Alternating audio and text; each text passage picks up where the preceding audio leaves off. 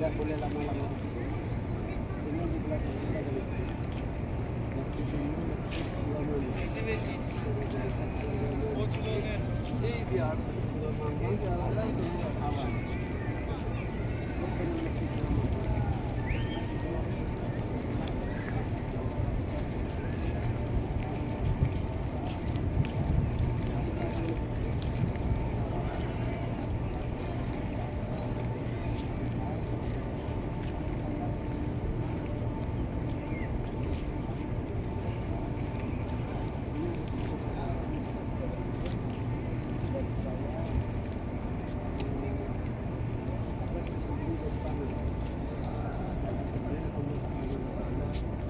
Mendatangkan awan para sahabat, mendatangkan awan sehingga sahabat Yo, senyumnya mana? kepanasan.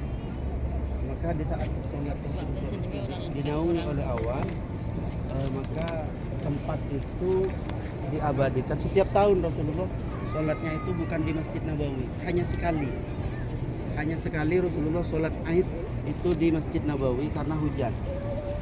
Maka tempat Rasulullah sholat itu dibangun sebuah masjid, diabadikan sampai sekarang, dan masjid itu diberi nama Masjid Al-Ghamamah. Masjid apa, Bu? Al-Ghamamah. Al-Ghamamah artinya awan. Ghamamah itu artinya awan. Disebutkan dalam bahasanya Rasulullah itu kalau setiap keluar itu dinaungin awan. Wal ghamamah qad adallat.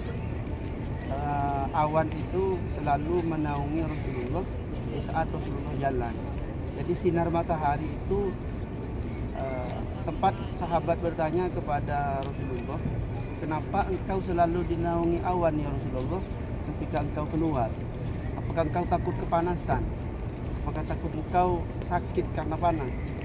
Maka Rasulullah menjawab, tidak wahai sahabatku, kalau sampai sinar matahari itu menyinariku, maka matahari itu akan kalah dengan sinar Nur Muhammad. Jadi andaikan Allah tidak menaungi awan, matahari tidak dihalangi, tidak didatangi awan saat Rasulullah keluar, maka niscaya matahari itu akan padam, kalah dengan cahaya Muhammad. Anta syamsun, anta badrun, anta nurun fauqa nur. Engkau adalah cahaya di atas cahaya, maka niscaya cahaya matahari, kalau Nabi Muhammad keluar tidak dinaungi oleh awan, niscaya matahari itu kalah dengan awan, dengan Rasulullah, dan matahari itu akan padam.